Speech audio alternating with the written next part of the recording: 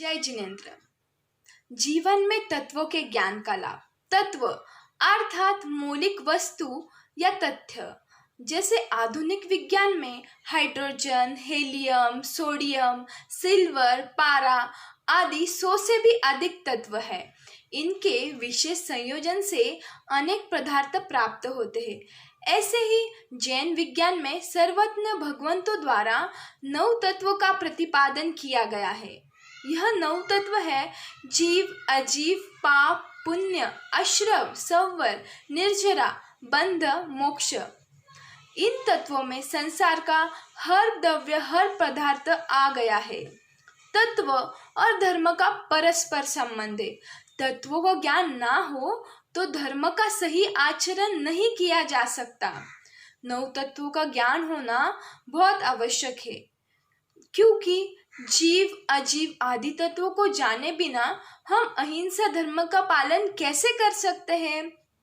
10वें कालिक सूत्र में भगवान ने फरमाया है, जो जीवे वीन या नहीं, अजीवे वीन या नहीं, जीवा जीवे आयानंतो, कहु सो नायु संयमम।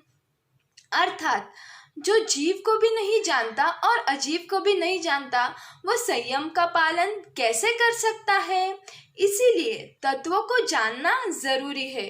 तत्वों का ज्ञान ना हो तो हम श्रावक क्या जैन कहलाने के भी पास नहीं हो सकते। तत्वार्थ सूत्र में फरमाया है, तत्वार्थ श्रद्धानम सम्यक दर्शनम। अर्थात 9 तत्व के अर्थ को जानना और उन पर दृढ़ श्रद्धा रखना ही सम्यक दर्शन, सम्यक्त्व है। सम्यक्त्व की प्राप्ति होना बहुत महत्वपूर्ण है। सम्यक्त्व की प्राप्ति किए बिना हम श्रावक भी नहीं बन सकते और साधु भी नहीं बन सकते। सम्यक्त्व यह मोक्ष की प्रथम सीढ़ी है। इसके बिना मोक्ष की प्राप्ति नहीं हो सकती।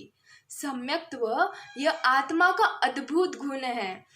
जिसको सम्यक्त्व की प्राप्ति होती है ना, वो पाप करने से डरता है, वो पाप कार्य से अलिप्त रहता है। भगवान ने फरमाया है, समंत दंसी न करे पाव। सम्यक तत्व जीव पाप नहीं करता। अगर मजबूरी से उसे पाप करना भी पड़े तो उसके मन में बहुत खेद होता है, वह डरते डरते पाप करता है। सम्यक्त्व तो जीव संसार में रहकर भी संसार से अलिप्त होता है। कहा भी है, सम्यक दृष्टि जीवड़ा करे कुटुंब प्रतिपाल। सम्यक दृष्टि जीवड़ा करे कुटुंब प्रतिपाल।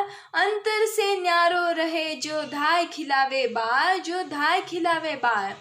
अगर कभी अगर एक बार भी सम्यक्त्व की प्राप्ति कर ली ना, तो वो जीव कभी न कभी मोक्ष की प्राप्ति कर ही लेता है। इसीलिए सम्यक्त्व की प्राप्ति करने के लिए 9 तत्व के ज्ञान का होना बहुत जरूरी है। जीव तत्वों का ज्ञान होने पर प्राणी मात्रा के प्रति हमारे मन में मैत्री भाव जगता है। शत्रु या मित्र के प्रति समभाव आता है।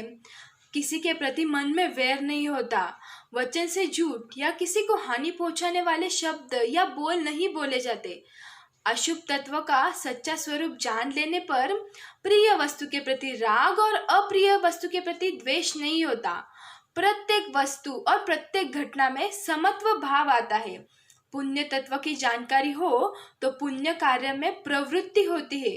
पुण्य तत्व यह हमारे संसार सागर को पार करने के लिए नौका का कार्य करता है। पाप तत्व का ज्ञान हो तो व्यक्ति के पाप कार्य में निवृत्ति होती है। अश्रव तत्व का ज्ञान होते ही कर्म बंधन के प्रति मन में विवेक आता है। पग पग पर कर्म बंधन से बचने की कोशिश की जाती है। संवर तत्व का ज्ञान आते ही त्याग, पश्चकान, व्रत आदि के लिए मन स्वयं ही तैयार हो जाता है।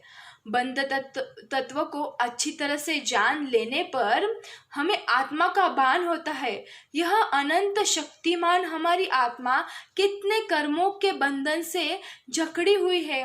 बंधन का एहसास होने पर कर्मों से मुक्त होने के लिए आत्मा तड़पती है और निर्जरा तत्व का ज्ञान होते ही कर्मों से मुक्त होने के लिए तपस्या, साधना का पुरुषार्थ शुरू हो जाता है।